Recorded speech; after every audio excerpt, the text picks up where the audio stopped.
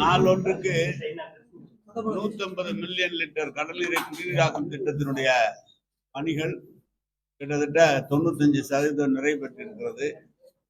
150 MLD என்பது இன்றைய தேதியில் 100 MLD அளவுக்கு சுத்தப்படுத்தி தண்ணீரை கொடுக்கக்கூடிய நிலைக்கு வந்துவிட்டது.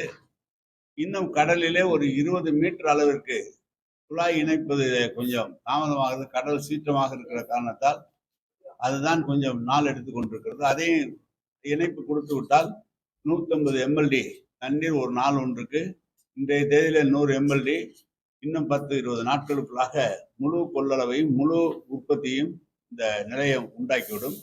இங்கிருந்து உள்ளகரம், புழுதிவாக்கம், பள்ளிக்கரணை, ஜலடம்பேட்டை, மடிப்பாக்கம், வேளச்சேரி, பழைய வேளச்சேரி, புதிய வேளச்சேரி, புத்தண்டி, பல்லவரம், ராதாநகர், பள்ளிப்பட்டு பகுதி 12 அது எல்லா இடங்களுக்கும் கிட்டத்தட்ட 48 கிலோமீட்டர் பைப் லைன் பதிக்கப்பட்டு இந்த பைப் லைன் பதிக்கிற இடங்கள்லாம் முடிக்கப்பட்டிருக்கிறது.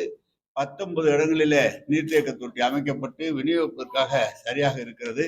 கிட்டத்தட்ட 100 MLD தண்ணீர் இன்னும் ஓரிரு நாட்களில் உற்பத்தி செய்து தரக்கூடிய அளவிற்கு இன்றைக்கு தயாராக இருக்கிறது. எனவே முதல்வர் அவருடைய தேதியை, தலைவர் அவர்களுடைய தேதியை பெற்று வெகு விரைவில் ஓரிரு வாரங்களில் இந்த புதிய நிலையம் உற்பத்தியை துவங்கும் என்பதை தெரிவித்துக் கொள்கிறேன்.